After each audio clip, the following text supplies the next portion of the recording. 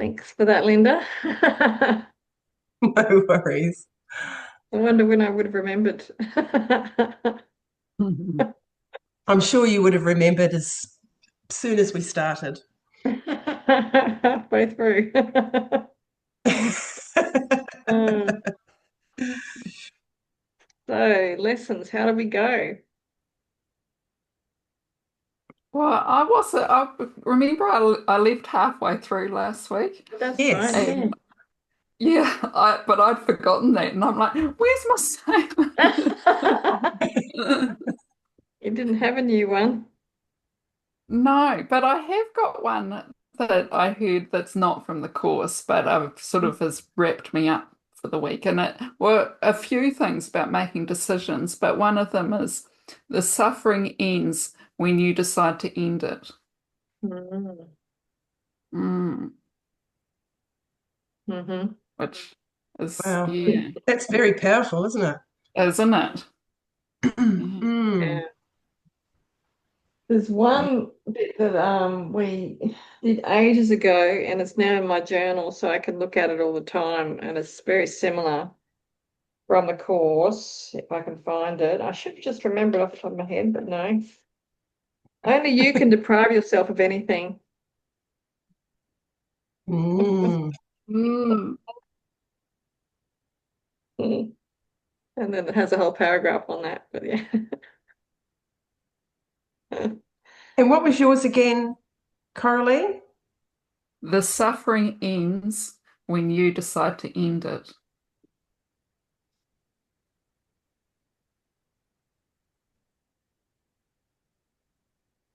Yeah, that's amazing. I wrote that down and then I heard a lyric of a song that reminded me of it. It said, "The universe moves when I decide." And I'm like, oh, that's like that. Yeah. And then I wrote down one decision away from bliss in every moment. Mm. Oh, Yeah, Yeah, gorgeous. same thing, but we'll flip Yeah, it yeah. around. reworded, bit like the Course of Miracles, really. It Yes, is very much. every time. Yeah. Every time. Hi, Gary. We thought you Hi, got confused Gary. with daylight savings, and it's No, still the sorry, I'm same time late. for you. We had a big old IRS snafu that I had to resolve. So our bookkeeper seems to not pay our taxes on time or not pay them at all. We get Oh, notices from IRS, they deduct it from our account, but it never goes to IRS. So we don't know where our money's going. IRS isn't receiving them, and I'm like a cut snake right now. Well, not right now, but I'm pretty pissed. And wow. this happened last year. They deducted from our account three times $3,600 out of our account. So it was over $10,000 that they deducted falsely. Wow. I have, yeah, I don't know quite what to do yet, but I'll figure it out. Um, but my my work over this last week went really pretty well. Those two that I picked, God teach me the reality of what I perceive in my brother, and only appreciation is the appropriate response. That worked so well with me. I found myself doing it over and over and over again. Mm. So Mm. it was really, really good. And V, you're gonna love this. I started the training on Monday, as you know, and I am weaving in Course in Miracles, and it Awesome. feels so right and so good. So I wanted to let you know that it's going to be really Thank fun. you. Is there a recording? Because I couldn't do Yes, in fact, this. I just got the recording, so I can send that over to you. That would be awesome. And I'll have a look tonight before the next one. Let me see, where is that puppy? I'll send it over to you right Thank now. you. Hi, Hi, Wendy. Wendy. Hi guys, sorry I'm late. That's all right. So the first week with time zone changes is always a bit skewy. Are So you my doing, lesson, sorry.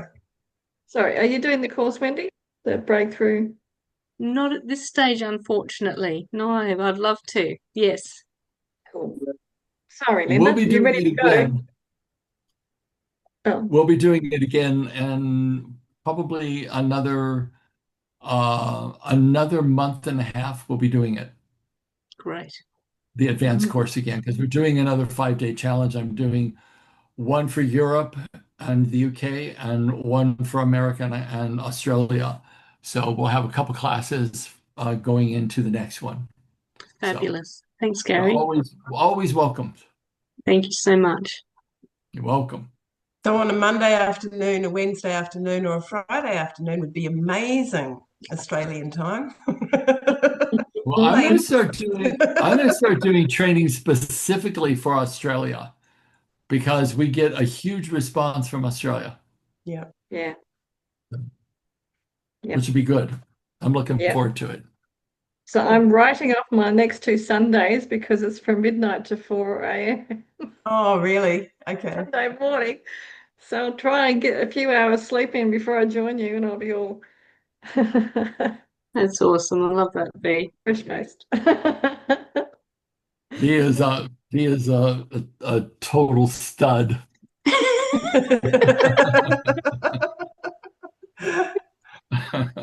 No one's ever called you that before, have they, Dee? And No. we'll probably never do it again. Well, I do have a forester now, so you know what they say Oh, about being okay. You're lesbian. halfway there. Halfway there. It's amazing how many people in Australia don't know that, and everyone's had a forester in their lives, pretty much, in this country. So, yeah, funny. Now they're awesome cars. Back on track, Linda. What was your lesson, and how did you go? So mine was listen, listen, listen, and the answer will present itself. And I've been doing exactly that. I've just gone simple, just listened. Awesome. Except for this morning when I walked out into the aviary to feed the birds. We got a rescue bird the other day, a red-winged parrot. So we've had it for 2 days. I called it Percy. And I opened up the door and the little bugger flew out. So I've been feeling sick about that all morning because we'll never get him back and he won't last in the wild, Oh, really? sadly. So yes, I didn't listen Mm. because I was being told, don't feed the birds just yet, just leave them for now. And I thought, no, just do it, get it done, get all the jobs done. So yeah, there's times when you just don't listen. Mm. But otherwise, I've done really well with my lesson this week, and I'm very proud of myself for the way that I've conducted things. Awesome. Hmm. Wendy, what was yours? Oh, thank you, Lady Linda. I just really appreciated your share. That's just beautiful. Mine was, I am now fully awake. Thank you, Holy Spirit. And that's taken me on quite a journey this week. I dedicate Saturdays to writing and reflection, and it was quite a day where something was spoken about the ego when the first week that I joined, and that has presented itself in a very loud format this last week, with just some significant personal issues that are going on. So, just loving. I think what I'm really loving is the languaging around specifics and then being mindful of it, even if it's a small thing. Yeah, I just feel that I am awake. Mm. Fantastic. How It's awesome. about you, Gary? I think I already shared. Mm. Oh, I haven't Yes. shared, but yeah. Yeah, I just keep stuck to this one because um, I really do think that the way to my own peace is through the lack of condemnation of my brothers. And I really do think that that's the gateway And that as odd as this may sound, or maybe it doesn't sound odd to you guys, but to other people, I know it does, is that you really do walk hand in hand into heaven with your brothers and sisters. And I went over to have dinner with my Christian friends up the street a couple nights ago, and it was it was like a holy instant that happened. I got in a conversation with one of our neighbors who's such a sweet lady, and her husband died 7 years ago. And to this day, she's still in mourning. And someone brought up the topic of death, and I could just see the tears welling up in her eyes. And so I decided I would step in and see if I could facilitate something for her. And it was so beautiful that by the end of the evening, we were all in a huddle, weeping because of the intensity of the love for each other and the love of God. It was like this moment where we all merged. It was magic. And I'm thinking, who would think, Gary, in the middle of Arkansas, of all the places in the world, because Arkansas is looked at in America kind of like the hinterlands of like far north Queensland, like Rednecks. only cowboys live up there, But who would think that there's such beautiful people here? So I just had a really lovely experience of living the beauty of what my little lesson is teach me the reality of what I perceive in my brother. And the reality actually is at the base of it all. It's love. It truly is. So that was a nice moment for me. Cool that you were there in that moment when she Yeah. actually needed Yeah. that. It was beautiful. Yeah. I think that's available to all of us. I think, if we were really to boil it down with people that we know, and we were really courageous, authentic, and transparent enough to speak from our hearts and our souls to another person, they give themselves permission to go there. Yeah. And they feel your compassion and your empathy and love, and then they open. And that's when, miracles can happen. True. But I think we have to generate it first ourselves. Yeah. Yeah. Mine was the Holy Spirit does not need your help in interpreting motivation, but you do need His. And I loved it at the time. And then by yesterday, I was thinking, what does that actually even mean? Let me break it down, because in the context of what we were reading, it all kind of made sense. But then interpreting motivation, then it just became the motivation of others and myself. And interpreting that can become quite judgmental. So I'm not going to do that anymore. Nice. Yeah.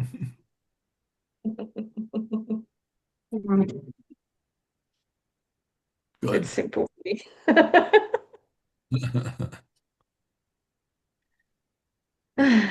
Shall we start reading?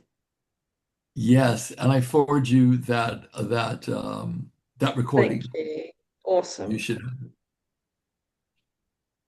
I did. Oh, and just so you know, for those of you who are friends of mine on Facebook, my account got hacked big time. I actually got kicked out of it.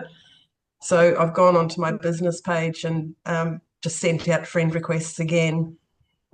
So if you get a friend request from a different photo or, from my business page, then it's from me. And I'm just encouraging people to unfriend the other profile. And I'll just trying to get in touch with Facebook is impossible. So yeah, anyway. Just thought I'd throw that in while I thought of it. Okay. Did you want to do this one, Gary? It just barely fits on the screen. Sure. No, I'll be happy to. Big one. Okay, here we go. By applying the Holy Spirit's interpretation of the reactions of others more and more consistently, you will gain an increasing awareness that His criteria are equally applicable to you. For to recognize fear is not enough to escape from it, although the recognition is necessary to demonstrate the need for escape. The Holy Spirit must still translate the fear into truth. If you were left with the fear once you had recognized it, you would have taken a step away from reality, not towards it. Yet we have repeatedly emphasized the need to recognize fear and face it without disguise as a crucial step in the undoing of the ego. Consider how well the Holy Spirit's interpretation of the motives of others will serve you then. Having taught you to accept only loving thoughts in others and to regard everything else as an appeal for help, He has taught you that fear itself is an appeal for help. That is what recognizing fear really means. If you do not protect it, He will reinterpret it. That is the ultimate value in learning to perceive attack as a call for love. We have already learned that fear and attack are inevitably associated. If only attack produces fear, and if you see attack as the call for help that it is, the unreality of fear must dawn on you. For fear is a call for love in unconscious recognition of what has been denied. Wow. Love that. I love that.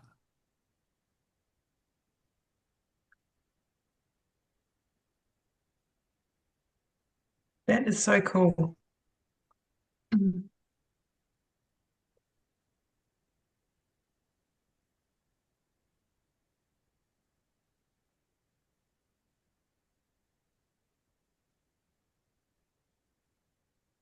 Mm.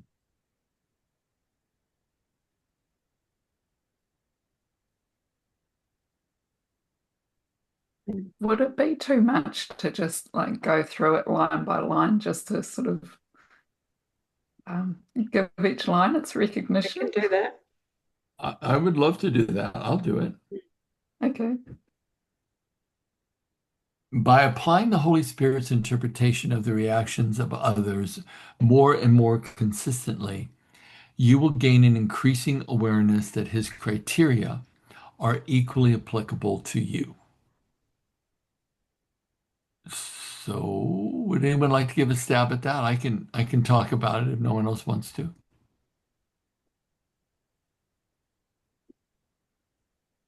Okay. So what I got from that is that to recognize reaction more and more, you will gain increasing awareness of the. I think it's saying that our fear reactions are a call for love in us, and it is equally applicable to us. So it's just not about recognizing fear in others as a call for love, but recognizing it in ourselves as well. Mm. Does anybody get anything different? That's No, that's quite appropriate. Mm. Mm. It's also nice that it's more and more consistently, so it doesn't expect you to just get it. You've got to practice. Mm. Mm. Okay. Are we ready to move on to the next line? yeah. For to recognize fear is not enough to escape from it, although the recognition is necessary to demonstrate the need for escape. The Holy Spirit must still translate the fear into truth. If you were left with the fear once you had recognized it, you would have taken a step away from reality, not towards it. Do we need to break that down? Or do you guys feel that was clear for you? I think the recognition of fear is very important, and I think we misinterpret that quite a bit because even procrastination can be fear. Not taking that step can be fear. When my mum Yeah. used to say, I'd get all excited and go, "Oh, this is what's happening," and she'd go, "Be careful." And that used to frustrate me because that's fear as well. It's like fear of something going wrong instead of being excited for life. And Agreed. as humans, we're fight or flight, so it's that well, that's what I got from it anyway, is that you can recognize the fear. From there you make your decision. Are you going to fight for what you want, or are you going to escape from it?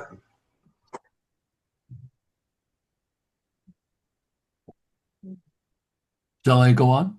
Do you think we Yes. have it? Okay. Yet we have repeatedly emphasized the need to recognize fear and face it without disguise as a crucial step in the undoing of the ego. Any questions about that?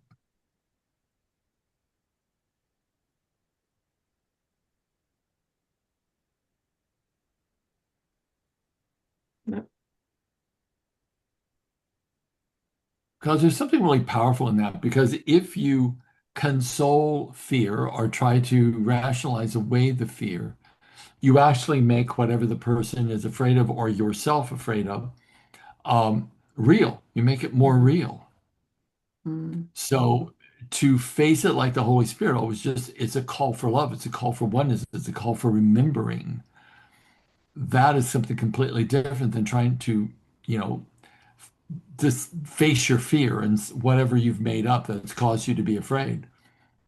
Because I know for myself, when I would get fearful, it would be some construct I'd made up in my mind from a separated mind, certainly not by looking through the eyes of the Holy Spirit. So I love that one line of the Course in Miracles that all the things that you are afraid of is made of nothing. Mm. Now, I love that line. Well, we make things up as we go along, don't we? We most certainly do. And that in itself is a fear. So the next line, consider how well the Holy Spirit's interpretation of the motives of others will serve you then. That means seeing it as a call for love. Having taught you to accept only loving thoughts in others and to regard everything else as an appeal for help, he has taught you that fear itself is an appeal for help. This is what recognizing fear really means. Mhm. Does everybody find that pretty clear? Yeah. Okay. If you do not protect it, he will reinterpret it. That is the ultimate value in learning to perceive attack as a call for love.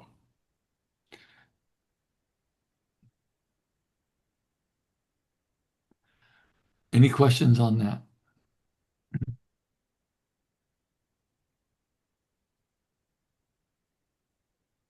Okay.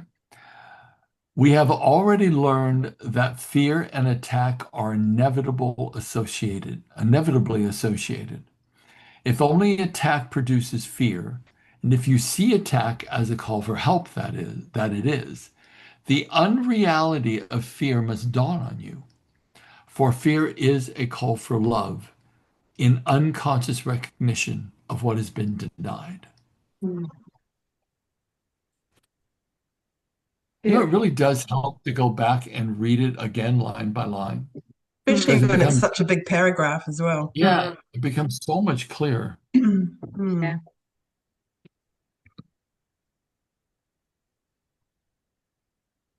Gives it time to all sink in. Yep. Sorry? Gives it I time said, to all yep. sink in. Yes, yes. And I think, slowing it down is the whole point of reading it together, I think, because when you read it on your own, you go, oh, yeah, that's cool. Yeah. Move on. Next one.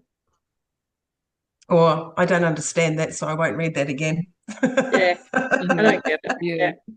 Yeah. I've got this great big book to get through. Yeah. Yeah, Yeah, let's just exactly. keep going. Absolutely. Who wants to read number 9? They're all big ones. Oh yeah. I'll do that one if nobody else wants to. Go for it, Linda. Fear is a symptom of your own deep sense of loss. If, when you perceive it in others, you learn to supply the loss, the basic cause of fear is removed.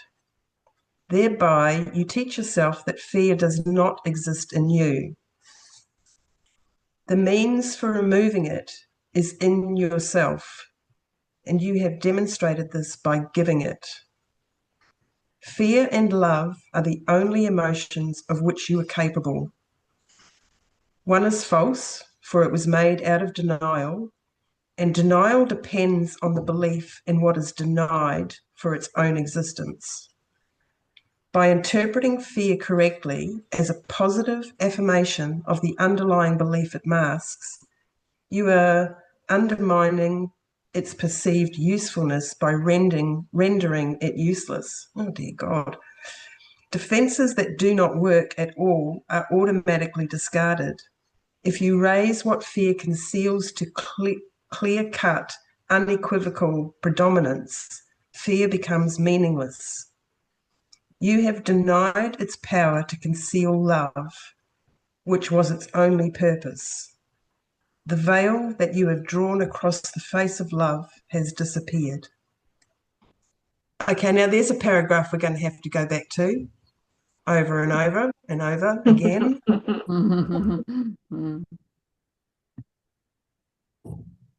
How eloquent that last line is. Mm. The veil that you have drawn across the face of love has disappeared. Mm. That's just beautiful. Mm.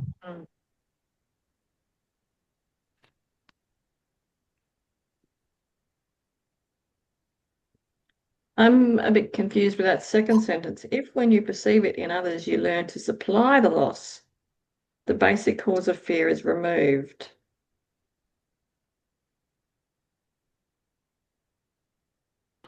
Supplying the loss, what does that mean? I'm trying to find out where you are. Second Right at the top. sentence. Second sentence. Seconds. Oh, yeah, I see it now.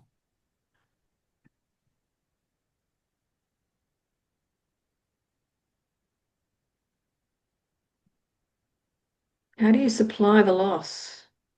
Mm. I don't know. Fear is a symptom of your own deep sense of loss. If when you perceive it in others, you learn to supply the loss, the basic cause of fear is removed. You learn to supply the loss. If when you perceive it in others, you learn to supply the loss, the basic cause of fear. The last part of that confuses me. If when you perceive it in others, you learn to supply the loss, the basic cause of fear is removed. I don't get that. Mm. Fear is a symptom of your own deep sense of loss. Okay, get that. If when you perceive it in others, you learn to supply the loss. So recognition of the fear or recognition of the loss, I guess, is supplying it or recognizing it. And that is a base, but then it says the basic cause of fear is removed. Mm. That I don't get. And then it says, thereby you teach yourself that fear does not exist in you. So I'm reading this wrong. It comes down to a paragraph, one sentence. Fear and love are the only emotions of which you are capable. So if you are, I'm gonna just interpret it so it's gonna make sense to me. If when you perceive it in others, you learn to supply love, the basic cause of fear is removed. And that's just how I'm gonna get around that. Just add a word. It's like how we started. I couldn't deal with God and the Holy Spirit and all that. I was just saying love for everything instead. So Well, I just don't understand how if when you perceive it in others, you learn to supply the loss, the basic cause of fear is removed. How can Mm. it be removed if you're still recognizing fear in others? That's what I don't understand, because is that not what it says? If you Oxymoron. perceive If you perceive it in others, you learn to supply the loss. So let's break that down. How is it that when you recognize it in another person, you supply the loss? The only thing I can think of that if you're seeing the loss, you're not seeing the truth about what they're really, who they really are. Like they can't have a loss if I they're think that's what it's saying. It's like if the loss was fear, then if you perceive that in someone else, you're supplying it because that's what you're seeing in them as the fear. But then why does it say the basic cause of fear is removed? Mm. Oh, wait, hold on. If you perceive it in others, you learn to supply the loss. Oh, got it. That twists me up. So I'm sure I had it for a AI, second there. I just looked up an interpretation of that. So key interpretations: perceive it in others, seeing fear, anger, or attack in another person, foundation for inner peace. I don't know if that's where it's come from, but supply the loss, recognizing that fear is a cry for love and responding with love, kindness, understanding, forgiveness instead of fear or attack. Basic course of fear is removed. You realize that fear stems from a perceived separation from God, loss of love. Supplying love closes this gap, eliminating the need for fear. Okay, it makes a little bit more sense. What are you using, Lady Linda? Or did you put that into ChatGPT? No, I just went onto Google, just put in chapter 12, paragraph 9, and then just typed in that sentence. Teach yourself that fear does not exist in you. By giving love, you demonstrate that your true nature is love, and the fear you saw was merely a projection. Essentially, the passage shifts the focus from judging others to healing your own mind through love, turning the call for help into an opportunity to experience your own inner strength. So, Foundation for Inner Peace, I'm assuming, is the actual website that you can who have supplied that interpretation. I wonder how, I don't know, because I knew Bill Thetford, he was very sensitive to having anything interpret the Course in Miracles for people. Yeah. It's like people were meant to interpret it the according to their own evolution.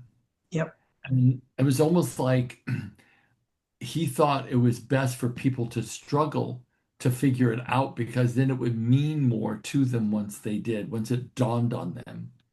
I wonder how the writers of the Course in Miracles, the original people, would feel about like the Center for Inner Peace having something online that interprets the Course in Miracles to you. Yeah, it's just something that I think about because he was most definitely not a fan of Marianne Williamson because she, pretty much would interpret the Course in Miracles for people. Yeah. And he thought that was really not good. Well, yeah, because it's teaching. People aren't. You're quite right. People aren't actually learning. They're not. Yeah. They're It's not just that applying the stuff. not everyone's as fortunate as to have found a group to read with. Yeah. So It's I true. think I any think it's help that we helpful. can get, yeah, I think any, um, like even Marianne Williamson, okay, so she was doing her interpretation, but I think her doing what she did led people to the Course in Miracles so that they would study it for themselves to a certain degree. So That's a conclusion I came to as well. She yeah, simplified it. It yeah, wasn't always accurate, but simplified it to be able to get the Course in Miracles out there to a wider based audience. Yeah. I just So I kind of guess, I read it as if it was just her story and how the course helped her, but it was her story. Mm. Yeah. yeah, so I guess you can look at it two ways there. One, was she actually trying to push her ideas onto other people, or was she just telling her own story? I think she was attempting to help people interpret the Course in Miracles. Because I went to several lectures just to kind of, evaluate for myself.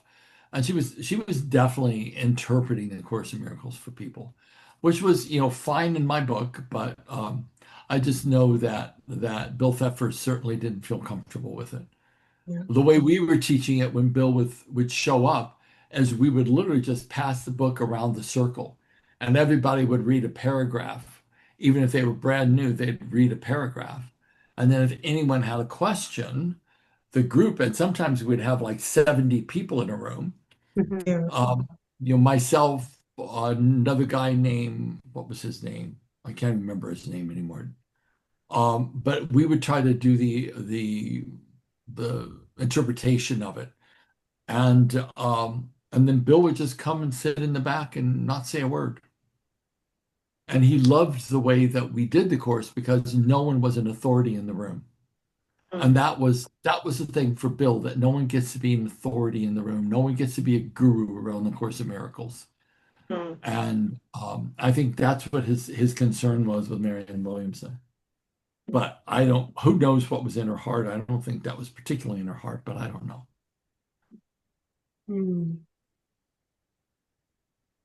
Yeah, there's a difference between standing up and lecturing and actually having a conversation. Oh, actually, really, I remember one lecture I was in with her. She's up there lecturing on the Course in Miracles, and there was some helper or someone in the back room walking back and forth, and she stopped lecturing and screamed at the woman.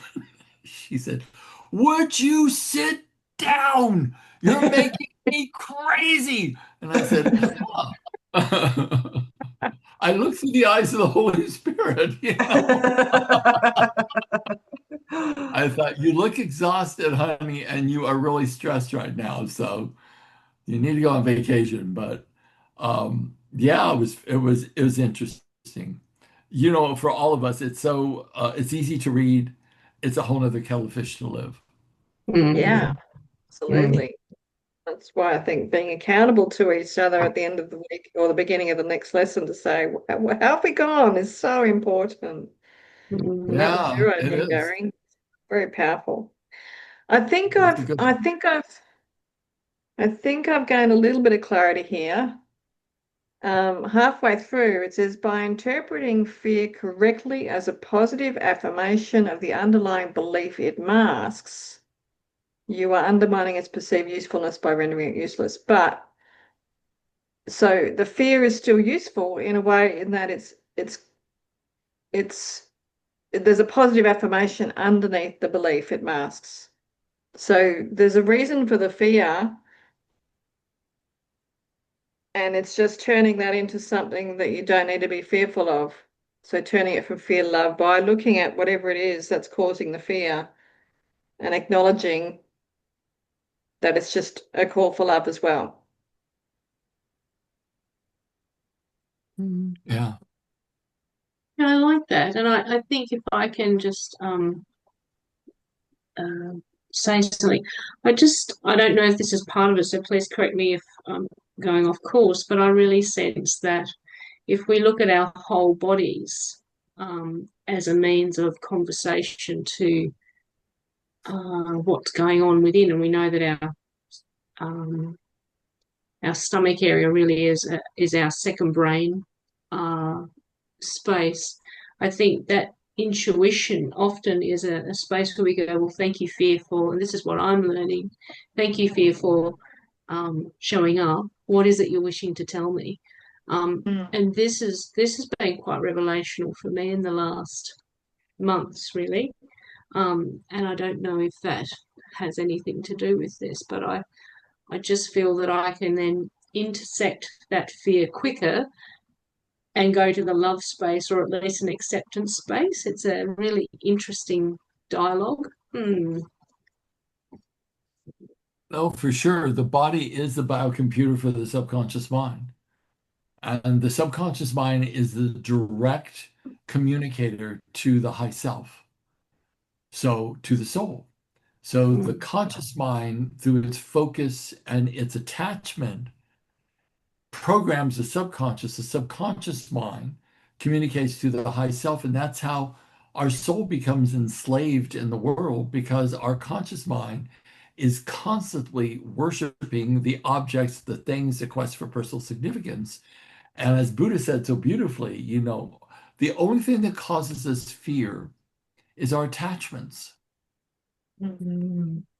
So, when we look at what our conscious mind is really focused on, and that always shows up, the subconscious mind runs the body.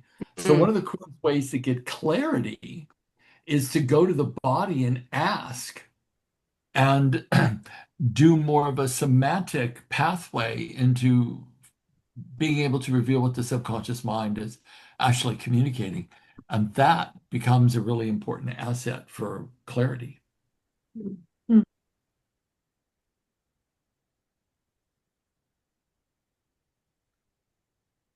Wow.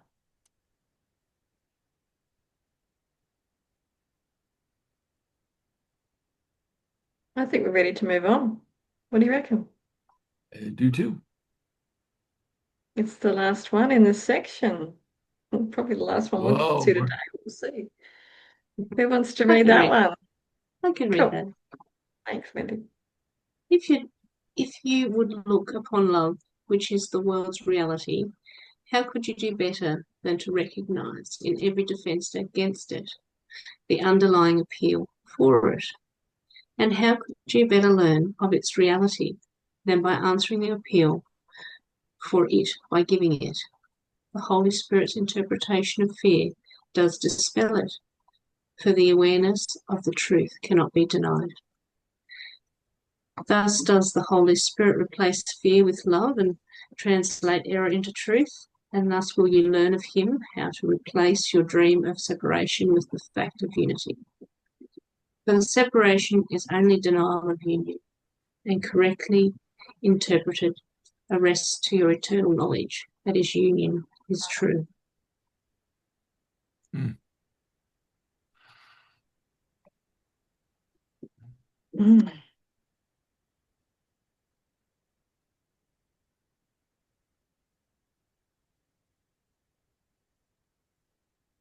Beautiful.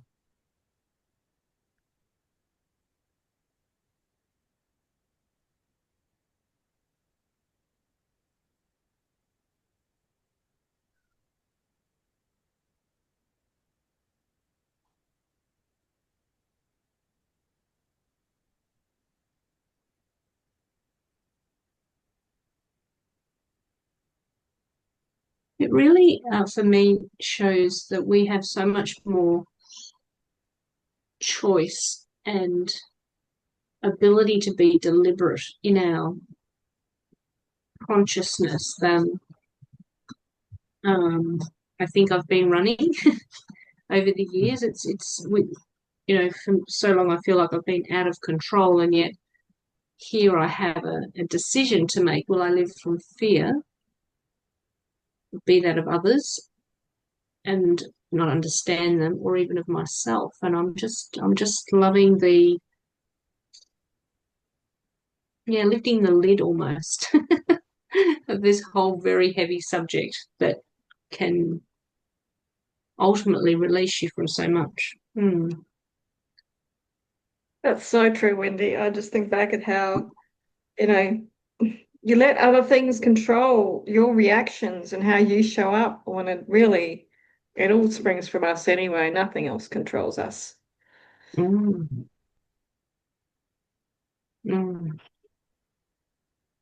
we were sharing at the beginning, wasn't it? That Pretty it's much. just our responsibility of what was your lesson, Coralie? The suffering ends when you decide to end it. Yep. first one. And I Yeah. had a little bit that I have in my little book that I read all the time. Only you can deprive yourself of anything. How powerful are we actually? Pretty doggone powerful. Yeah. We might be able to fit another one in. Start the new section. What do you reckon? I reckon. Let's do it. I'm having a bit of a challenge with a fear love thing with I'm teaching my daughter to drive, and that can be a bit scary. And it's like a couple of times I've sort of grabbed the wheel and got so that she doesn't hit a parked car. And then we have an argument over whether she would have hit it if I hadn't done that. Yes. It's better to have the argument, Coralie. Oh, we do. Yeah, we sit. We'll pull over and have a talk for a while. Who'd like to read the first paragraph? I don't think Coralie's read yet, have you? No, I haven't. There you Go go. for it, Cora. Okay. The way to remember God. Miracles are merely the translation of denial into truth. If to love oneself is to heal oneself, those who are sick do not love themselves. Therefore, they are asking for the love that would heal them, but which they are denying to themselves. If they knew the truth about themselves, they could not be sick. The task of the miracle worker thus becomes to deny the denial of truth. The sick must heal themselves, for the truth is in them. Yet having obscured it, the light in another mind must shine into theirs, because the light is theirs. I don't know what that did for your guys' heads, but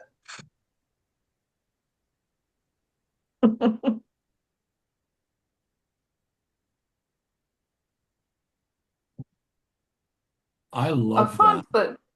that a thing I quite often do is get judgy on people when they're sick. yeah. So that's not good on me. But yeah. No, I'm hearing you, Coralie. I think it's because yeah, I do the same thing. It's because I don't usually get sick, but when I do get sick, it's like 3 days down. That's it. It all sort of happens at one time, and then I'm fine for years. So I don't get why people are sick all the time.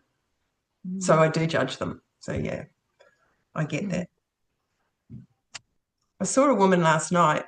We had our last night of night owl bowls, and she's only, I would say that she's probably in her 30s, maybe mid 30s to late 30s. She can hardly walk. She's carrying a lot of weight around her belly, and I'm assuming the tops of her legs. She was wearing a skirt, but it was just the way that she was walking. It was a more of a shuffle, and it seemed to be causing her a lot of pain. And I did look at her and think, why? What's happened in your life that you're so young and you can't walk properly? But you know, there'll be a myriad of reasons why she is like that. But yeah, it was an instant judgment. I wasn't condemning her. I felt for her. I really felt for her. Yeah, I've done that quite a bit, and yet, like you can see, I can certainly see sometimes what people have done to cause whatever pain they're in or whatever illness they've got, and you can't really, but yet I can't see my own. I mean, I still get pain, and intellectually, I can read the books and go, this is where it's coming from. But there's still pain that won't move. And it's so easy to look at another and go, I can see what's wrong there. But to look at ourselves can be, it's just that blind spot, and to acknowledge that other people have that blind spot too.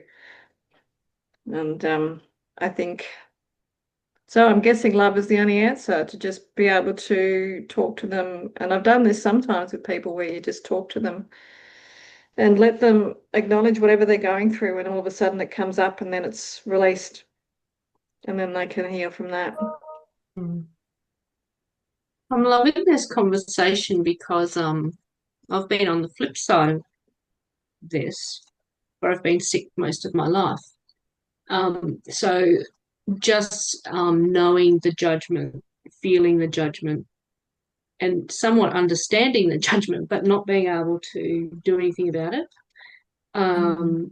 in many ways. So it's just, thank you for sharing, because it's just a really great conversation that's there's so much depth to it. Yeah. And I'm not saying judgment from yourselves, I'm saying judgment from others. Yeah. Oh, I remember how horrible I was with Mum, because she had severe scoliosis, and I knew how to fix that. I had all these solutions. And I did raindrop with essential oils with her, and she grew 3 inches one time. But the physical stuff wasn't changing the fact that there was people in her life she needed to forgive, and I don't think she ever did. And you can't help, people are going to have that journey. We're going to all die of something, so you can be there for them and listen to them, and maybe during conversation they'll come to the light of something, or maybe they will 10 or 20 years later or something, but it's still, I'm still getting over the judgment, and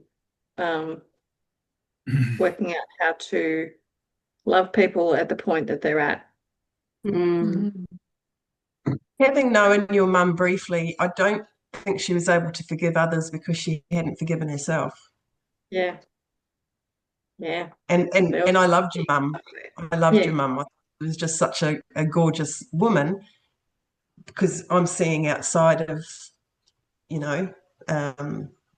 know what happens when we're growing up. People say to me, "Oh, your mum is amazing," and my mum is amazing. But I also have seen that other side of her as well, that other people will never see. So yeah, it's kind of interesting. Family dynamics is where all this starts, I think. Yeah.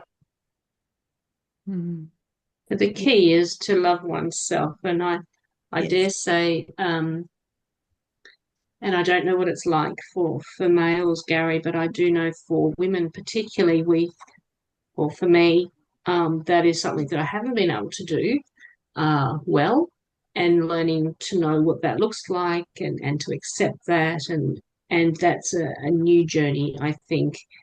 But I think the younger generation of women tend to be able to do a lot better, in my opinion. But I haven't found that an easy space. So yeah, that's I'm loving the fact that this is a space to heal oneself. So yeah, that's what I'm loving from that conversation. Yeah. And it is a long journey to love yourself, and you don't necessarily know when you've actually opened yourself up for that. But then all of a sudden you're doing the things that you enjoy doing. You're hanging out with the people that you enjoy hanging out with. You're, taking up doing art again, or you're, dressmaking, or you're horse riding, or, whatever that is for you. And I think it's just something that you just need to be content. And for myself, and speaking for myself, you just need to be content. There's always going to be things that pop up, and they can last 5 minutes, or they can last 5 months or 5 years. But you've got to that contentment point. You end up finding that again. For me, I've found myself. I've found, I love myself now, Because if I can't love myself, how can I love other people? Mm. Mm. Mm. I'm going to stop sharing the screen so we can share our lessons.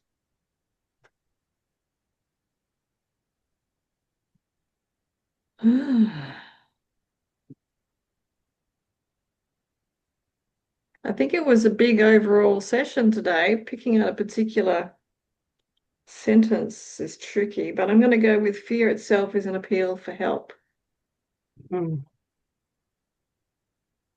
Hmm.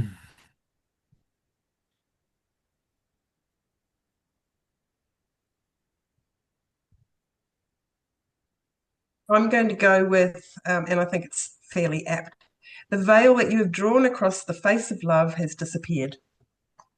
Mm. Yeah, that was beautiful. Yeah, I love that. I'm going to stick with my the ones I've been working on now for a solid month.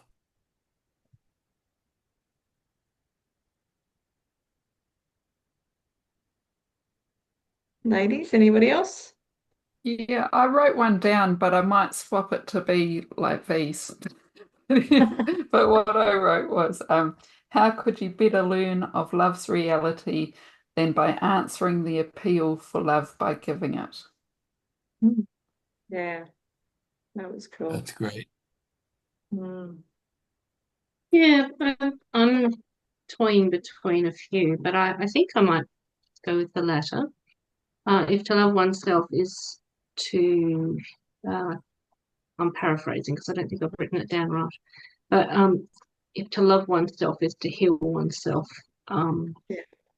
I think, I think that would be mine this week. Thank you. Beautiful. Right. And it doesn't That's even need to beautiful. come straight from the book, Wendy, because often No. I'm writing down what Gary said or Coralie said or Linda said. So, Oh, yeah. great, thank you. Awesome. Thanks, everybody.